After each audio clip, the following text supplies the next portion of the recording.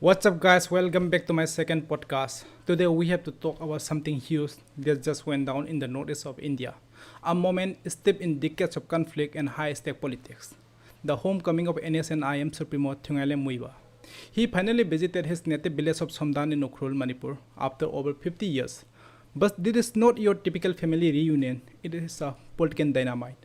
A high stakes move on the geopolitical chessboard, so let's dive into why everyone is either celebrating or absolutely terrified. First, let's establish who we are talking about. Muivah is the General Secretary, the main guy, the face of NSNIM, and the chief negotiator in the Indo-Naga peace process. These are the rebels, the negotiators, the people who have been leading one of South Asia's longest insurgency since the 1980s. They weren't the first though. The NSN was formed after a major split from the original Naga National Council NNC in 1980 and then split again in 1988 into the NSN-IM and NSN-K factions. The IM faction, led by Muivah and Ishaq, has since been running a parallel government called the Government of People's Republic of Nagalim, or GPRN. Their ultimate goal, Nagalim, a unified, sovereign Naga homeland. Now here is a core impossible demand. Nagalim is supposed to integrate all Naga inhabited areas across the region. And yes, that includes significant chunks of Manipur territory, as well as part of Assam and Arunachal Pradesh. For the majority Meitei community and the successive Manipur state governments, this demand is an existential threat to Manipur's territorial integrity. And they have always stood in strong opposition, insisting that Manipur's boundaries are non-negotiable. You think this is the first time he tried to go home? No. You need to know the context of his previous failed visit in 2010. Muivah was attempting to enter state via Mao Gate on the Nagaland-Manipur border. Back then, the Manipur government, led by Congress Okram Ibo Singh, gave an absolute hard no. They said, "You are not coming in. It will cause chaos," and chaos is exactly what happened.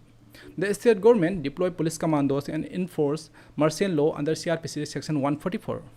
When thousands of Naga locals gathered to welcome their leader, the situation violently escalated in the firing by security forces. Two students, Dikhao Luso and Neil Sakhao, were tragically killed. This wasn't just a political defeat, it was a disaster that led to an immediate, massive extended economic blockade of the national highways, the only lifelines for the landlocked Manipur, lasting over 60 days.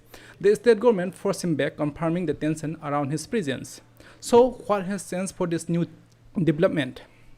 Muivah is 91 now, an aging leader of the peace accord process that began with the ceasefire agreement in 1997.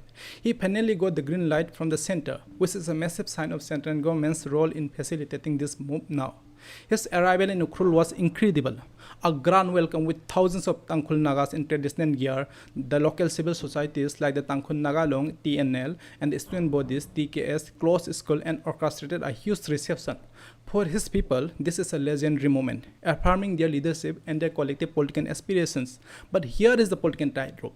The state of Manipur is currently in the middle of a separate, devastating ethnic conflict. The fact that the strong, unified opposition from the Manipur government and people that we saw in 2010 was largely muted this time is telling. The political priority right now is not to ignite another front of conflict. Even some Meitei organizations issued a statement welcoming him, calling it a calculated move to ease tension and prioritize stability. But let's not forget the elephant in the room, the underlying tension. The framework agreement was signed in 2015 based on the concept of shared sovereignty, but the peace process is completely stalled. Muivah's visit, while personal, is a political statement that re-energized the Nagalim demand. The negotiations are deadlocked because the NSMIM insists on two non-negotiable points: a separate Naga national flag and a separate Naga constitutions. The center has refused to concede this symbol of sovereignty, reportedly only offering the use of flag for culture and events, which the NSNIM rejected. Muivah and his camp view the center's refusal as a deliberate betrayal of the framework agreement. Meanwhile, the other Naga groups like the NNPG are ready for an early solution without this contentious demand, creating a deep internal divide. The demand to alter Manipur boundaries remain the impossible demand for the majority of the state. So his presence, despite the grand welcome, always carries the weight of the threat to Manipur territorial integrity. This isn't the end of the peace process, it's a massive symbolic political move. It shows the center want to keep the dialogue going, but the core issue are still waiting for a solution that seems miles away. Alright guys, that's the breakdown. What do you think this means for the future of Northeast? Is a finance solution even possible without a flag and a constitution?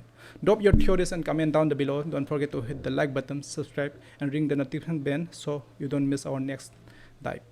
Thank you.